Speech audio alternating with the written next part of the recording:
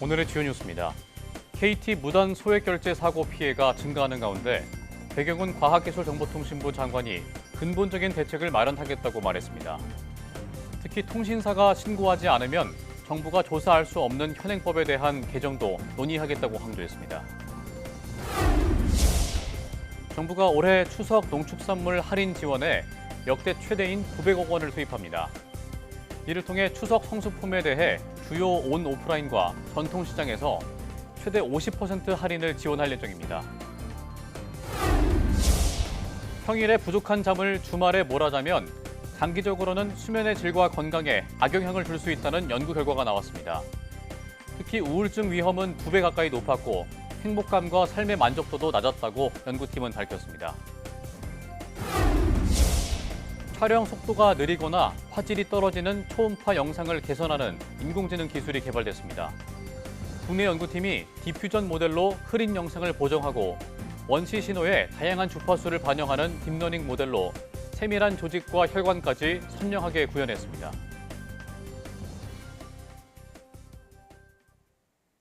여러분 안녕하십니까? 사이언스투데이 시작합니다. KT 무단 소액 결제 사고와 관련해 배경훈 과학기술정보통신부 장관이 AI 3대 강국의 버금가게 근본적인 대책을 마련하겠다고 강조했습니다. 특히 이번 사고 이후 정부의 대처가 늦었다는 YTN 보도에 대해서는 통신사가 신고하지 않으면 정부가 조사할 수 없는 현행법의 개정을 논의하겠다고 말했습니다. 이승규 기자입니다. KT 무단 소액 결제 사고 여파가 커지는 가운데 기자들과 만난 배경훈 장관. 과기정통부가 KT의 신고가 접수되기 전까지 사실상 손을 놓고 있었다는 비판이 커지자 이에 대한 대책을 마련하겠다고 밝혔습니다. 사태가 커지기 전에 선제적으로 조사에 나설 수 있는 체계를 마련하겠다는 겁니다. 지금 신고 이후에 이제 조사를 할 수 있는 체계를 또 바꾸기 위해서 또 국회하고도 좀 얘기하는 부분들이 있습니다. 그래서 SK텔레콤 사태 이후 5달 동안 주무부처의 대책 마련이 미흡했다는 지적에 대해선 제도 개선 방안을 준비하고 있는 단계에서 이번 사고가 터졌다며 유감의 뜻을 나타냈습니다. 그러면서 정보보호 체계를 AI 3대 강국 도약 목표에 버금가게 근본적으로 정비하겠다고 강조했습니다. 특히 유사한 사고가 대형 통신사를 넘어 중소기업으로 퍼져나갔을 때 피해가 더 클 수밖에 없다며 국가 차원에서 종합적인 대책을 수립할 계획이라고 설명했습니다. 중소기업들은 그 정도 투자할 여력이 없습니다. 그래서 사실 중소기업들의 이제 해킹 이슈들이 이제 더 저는 크다라고 좀 보고 있고. 배 장관은 과학기술부총리제의 부활과 관련해서는 AI 3대 강국을 위한 각 부처들의 어젠다를 모으고 결과물을 만드는 데 노력하겠다는 입장을 밝혔습니다. 또 정부 연구개발 예산 편성과 관련해 과기정통부의 예산권 강화가 필요하다며 기획재정부와 역할 정립을 논의하겠다고 말했습니다. YTN 사이언스 이성규입니다. 경기 남부경찰청은 KT 무단 소액 결제 사건과 관련해 지난 12일 기준 모두 199명, 1억 2,600만 원 규모의 피해 신고를 접수했다고 밝혔습니다. 지난 9일 경찰 발표 때보다 피해자 수는 74명, 피해 규모는 4,500만 원가량 늘었습니다.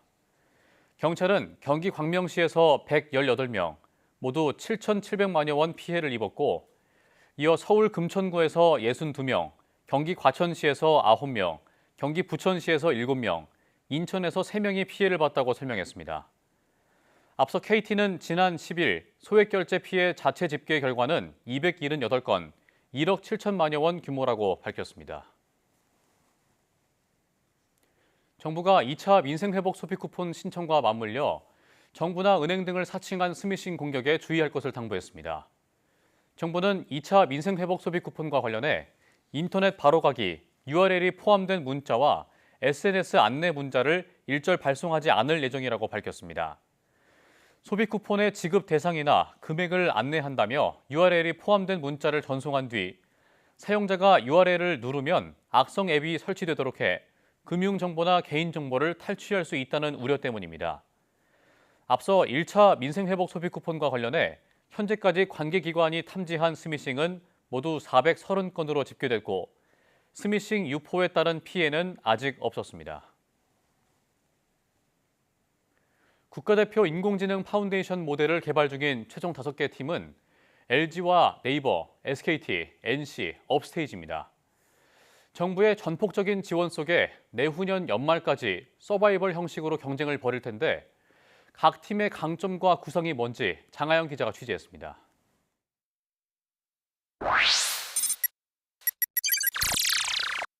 LG의 엑사원 4.0은 지난 7월 성능평가에서 세계 11위를 기록했습니다. 최신 글로벌 AI 모델의 95% 이상 성능이라는 정부 목표에 가장 가까운 기술력을 갖고 있는 만큼 목표는 국내 1등이 아닌 글로벌 톱 수준의 AI입니다. 당장 1, 2년 사이의 결과가 중요한 게 아니라 컴퓨터 안에도 들어있고 데이터로도 남겨져 있겠지만 이걸 할 수 있는 사람들이 많이 육성이 돼야 되는 부분이 있어서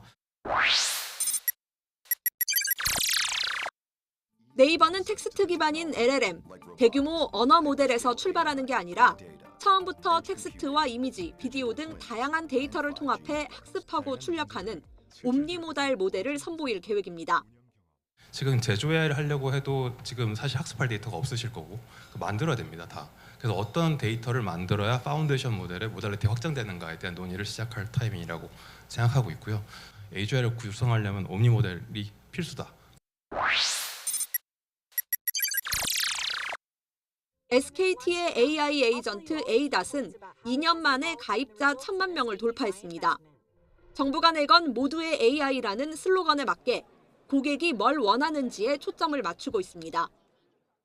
일정뿐만 아니라 날씨나 이런 거 아침에 일어나면 바로 브리핑해주는 이런 것들이 물론 아직도 초기 맹화적인 단계지만 이런 것들이 지금 고객들에게 반응이 좋다고.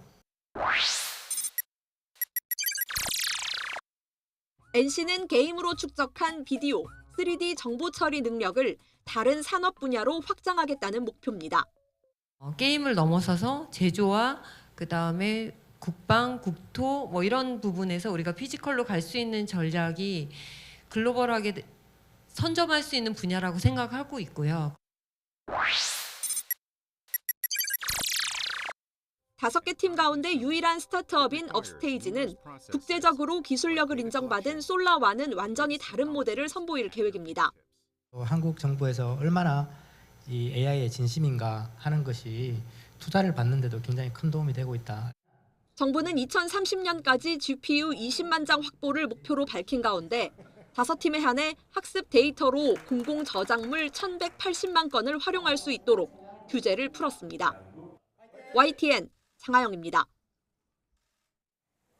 촬영 속도가 느리거나 화질이 떨어지는 초음파 영상을 개선하는 인공지능 기술이 개발됐습니다.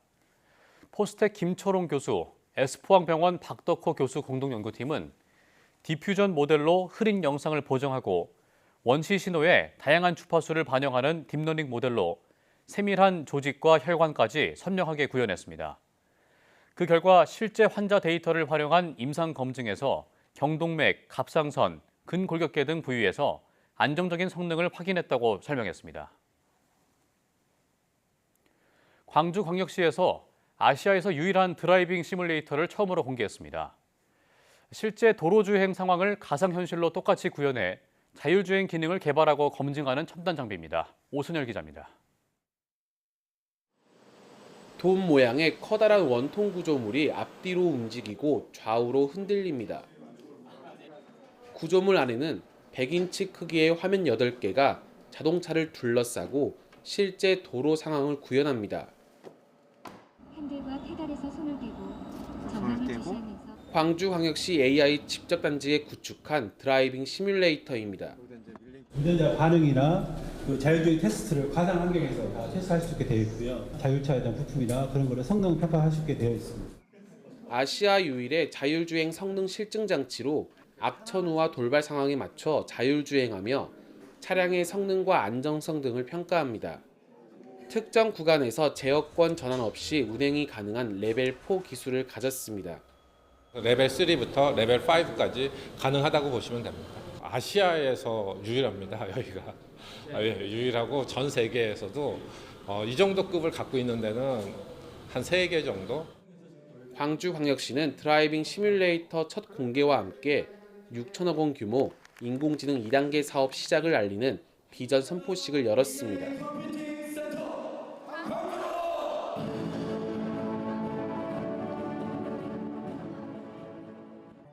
인공지능을 활용한 공원과 놀이터, 교통 최적화 시스템과 민원 업무 등 시민들이 일상에서 AI를 체험하고 누릴 수 있는 혁신 과제가 발표됐습니다. 컴퓨팅 센터가 유치가 되면 우리 광주에는 1000개의 기업이 오게 될 것입니다. 10,000개의 질 좋은 일자리가 만들어지게 될 것입니다. 이런 국가 초거대 컴퓨팅 센터를 통해서 우리 기업과 산업은 더욱더 커질 것이고 인공지능 중심 도시 광주광역시가 AI 영재고등학교 설립과 국가 AI 컴퓨팅 센터 유치 등으로 국가 AI 경쟁력을 높이는 데 온 힘을 다하고 있습니다. YTN 오선열입니다. 서울의 새 친환경 수산교통 수단인 한강버스가 오는 18일부터 정식 운항을 시작합니다. 서울시는 한강버스가 석 달 동안 이어진 시민 체험 운항을 마치고 오는 18일 오전 11시부터 본격적으로 운항한다고 밝혔습니다. 이용 요금은 3,000원으로 현금 결제는 안 되지만 기후 동행 카드를 사용하면 횟수 제한 없이 탈 수 있는 데다 대중교통 환승 할인도 받을 수 있습니다. 초기에는 오전 11시부터 도착지 기준으로 밤 9시 37분까지 주중과 주말 모두 1시간에서 1시간 반 간격으로 하루 14차례 운항합니다.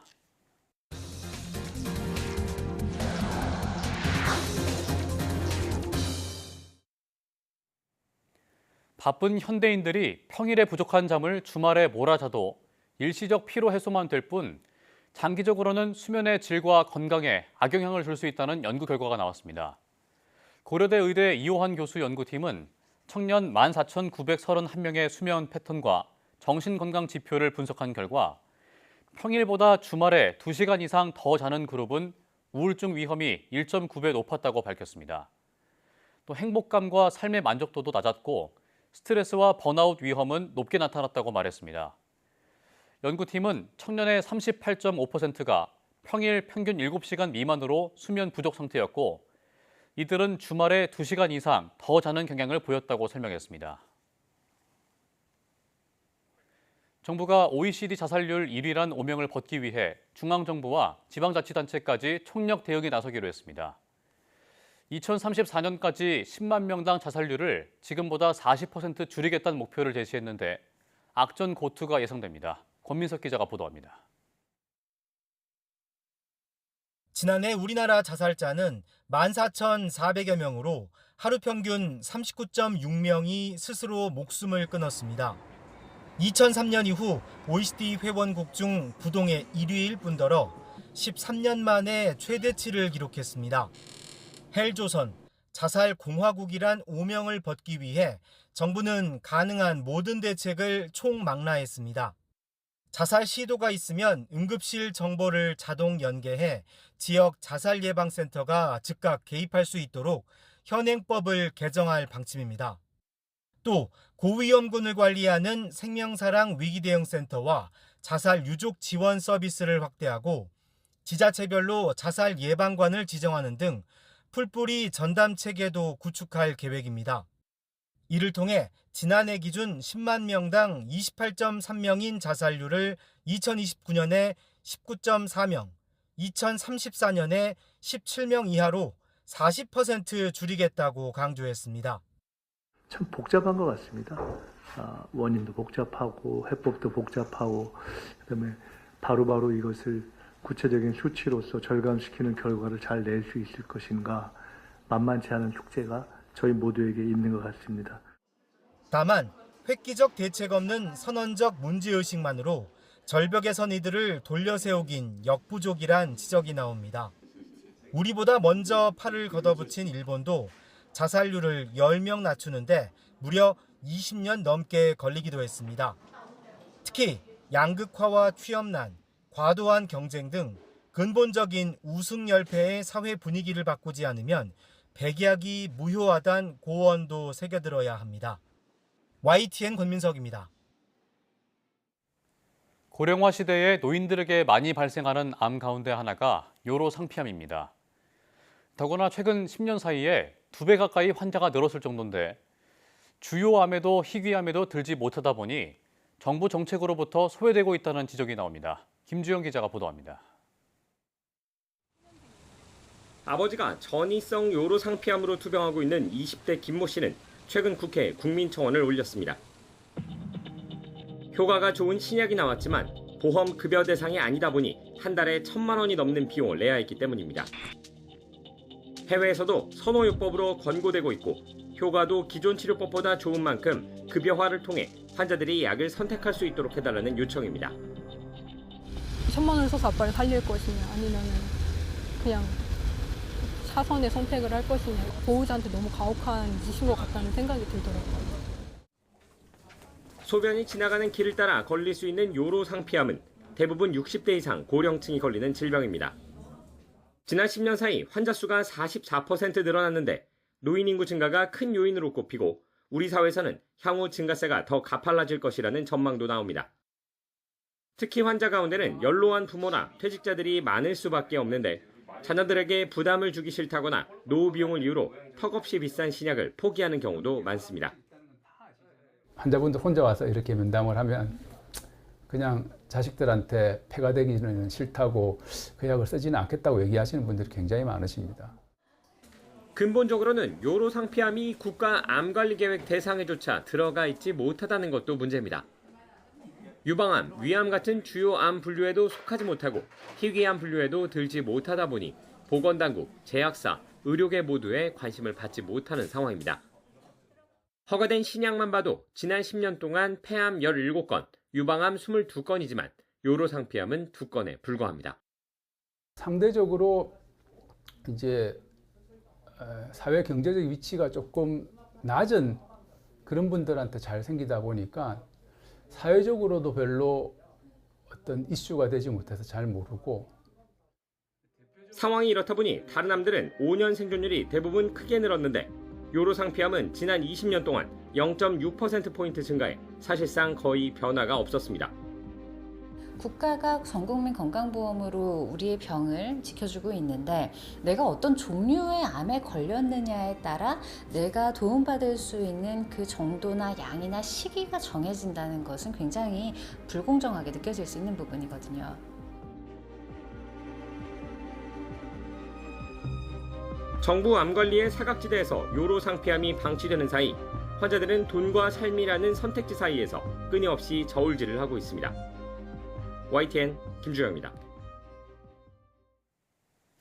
홍삼이 고지혈증을 일으키는 단백질을 억제해 혈중 콜레스테롤 수치를 낮출 수 있다는 연구 결과가 나왔습니다. 고지혈증 예방과 치료 보조제로 활용할 수 있을 것으로 기대됩니다. 권석화 기자가 보도합니다.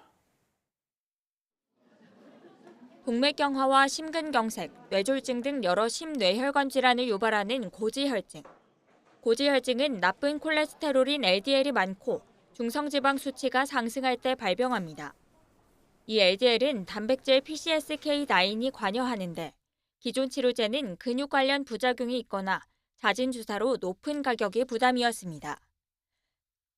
그런데 국내 연구진이 세포 동물 실험 등을 통해 홍삼이 PCSK9 단백질의 발현을 억제하는 효과를 확인했다고 밝혔습니다. 급성과 만성 고지혈증이 있는 쥐를 대상으로 실험한 결과 지질 저하제와 홍삼을 함께 투여했을 때 중성지방과 총콜레스테롤, LDL이 뚜렷하게 감소했다고 설명했습니다. 이에 따라 PCSK9 단백질도 억제되면서 혈중 지질 수치가 정상 수준으로 회복됐다고 덧붙였습니다. 나쁜 콜레스테롤 제거 능력을 향상시켜 혈중 지질 수치를 개선한다는 분자학적 기전을 세계 최초로 확인했습니다. 홍삼이 가진 안전성과 섭취 편의성까지 고려할 때 과학적 가치와 활용 가능성을 입증했다는 점에서 의의가 있습니다. 이번 연구 결과는 자연과학 학술지 네이처의 자매 저널인 사이언티픽 리포츠에 실렸습니다. YTN 사이언스 권석화입니다. 먹거리 물가가 전체 소비자 물가 상승률을 웃돌며 고공행진을 이어가고 있는 가운데 정부가 올해 추석 농축산물 할인 지원에 역대 최대인 900억 원을 투입합니다. 정부는 구윤철 부총리 겸 기획재정부 장관 주재로 경제관계장관 회의를 열어 이 같은 내용을 담은 추석 민생 대책을 논의했습니다. 정부는 900억 원을 투입해 추석 성수품을 주요 온 오프라인과 전통시장에서 최대 50% 할인을 지원할 예정입니다. 21대 추석 성수품을 평시의 1.6배로 늘려 역대 최대인 17만 2천 톤을 공급하고 냉동 과일 등 식품 원료 6종을 추가해 모두 27종에 대해 연말까지 할당 관세를 적용합니다. 또 온누리 상품권 현장 환급을 370억 원으로 늘리고 참여 시장도 400여 대로 대폭 확대합니다. 당정은 추석 민생 안정 대책으로 사과와 배, 밤 등 주요 성수품을 역대 최대인 17만 2천 톤 공급한다고 밝혔습니다. 한정혜 더불어민주당 정책위 의장은 브리핑에서 당은 추석을 계기로 민생 안정 대책 마련을 요청했고 정부는 성수품 물가 안정과 민생 부담 경감 등에 중점을 둔 대책을 마련했다며 이같이 밝혔습니다. 이어 국민의 주식인 쌀값 안정을 위해 정부 양곡 2만 5천 톤을 추가 공급하고 취약계층엔 정부 양곡을 20% 추가 할인해 10kg당 8,000원 수준으로 공급하기로 했다고 설명했습니다. 이와 함께 국민의 편안한 귀성 귀향길을 위해 고속도로 통행료를 다음 달 4일부터 7일까지 나흘간 면제하고 역 귀성객을 위해 KTX와 SRT 요금을 30에서 40% 할인하기로 했습니다. 추석을 3주 정도 앞두고 전통시장에서 차례상을 준비하는 가격을 조사했더니 29만 9천 원으로 집계되며 4년 만에 30만 원 아래로 떨어졌습니다. 가격이 조금 내리긴 했지만 농산물 가격에서 절반 가깝게 유통비용이 차지하는 구조에 대한 지적은 계속 이어지고 있습니다. 오동건 기자가 보도합니다. 한국물가정보가 추석 3주 전 기준 4인 가족의 전통시장 차례상 비용을 조사한 결과 29만 9천 원이 필요했다고 밝혔습니다. 추석 전 차례상 비용은 2021년에 27만 4,500원을 기록한 이후 계속 30만 원을 넘기다 올해 4년 만에 다시 20만 원대로 내려왔습니다. 올해 태풍으로 인한 낙과 피해가 없는 등 과일 가격이 안정된 영향이 컸습니다. 과일 가격이 하락한 것이 주요했고 또 최근 기온이 내려 공급량이 회복된 채소류 가격이 내린 것 역시 가격 하락에 일조했습니다. 하지만 추석을 앞두고 가을 장마나 태풍이 발생할 수 있어 아직 안심하긴 이릅니다. 더구나 농산물 가격에서 유통비용이 차지하는 비중은 꾸준히 오르고 있어 언제든 변수로 작용할 수 있습니다. 농산물 유통비용률을 보면 2023년 기준 49.2%로 절반에 가까웠습니다. 소비자가 1,000원을 내면 유통업체가 492원을 가져가는 셈으로 1999년의 38.7%와 비교하면 무려 10%포인트 넘게 올랐습니다. 유통비용은 냉장 보관이 필요한 신선식품과 아닌 품목의 편차가 컸는데 식량작물은 35.9%로 낮았으나 배추, 무 같은 엽근 채소류는 64.3%에 달했습니다. 물가 관리를 위해선 유통비용을 줄이는 변화가 필요하다는 목소리에 힘이 실리고 있습니다. 유통구조를 좀 단순화해서 생산지에서 소비자에게 좀 쉽게 전달될 수 있도록 해야 되겠고 이렇게 유통구조를 개선해야만 소비자 물가를 낮출 수가 있습니다. 농산물은 우리 국민들에게 필수재입니다. 한국은행도 지난해 보고서에서 농가 소득과 상관없이 농산물의 유통비용이 계속 상승하고 있다고 분석해 추석을 앞두고 농산물 유통구조를 점검할 때라는 지적이 나오고 있습니다. YTN 오동건입니다. 정부가 농산물 유통구조를 개편해 2030년까지 유통비용을 10% 줄이기로 하고 이를 위해 현 6% 수준인 온라인 도매시장 거래 비중을 2030년까지 50%로 확대하기로 했습니다. 정부는 배추와 사과 등 주요 품목의 도소매 가격 변동성을 50% 낮추고 기존 도매시장 중심 구조를 온라인 중심으로 전환하는 내용의 농산물 유통구조 개선 방안을 발표했습니다. 또 도매시장 경쟁을 촉진하기 위해 평가가 미흡한 도매법인은 지정 취소를 의무화하고 신규 법인을 공모해 진입할 수 있도록 법 개정을 추진합니다. 소비자가 판매처별 가격과 제철 농산물 정보를 확인할 수 있는 모바일 앱을 개발해 2026년부터 보급하고 기후 위기에 대비한 스마트 생산단지 조성도 추진합니다.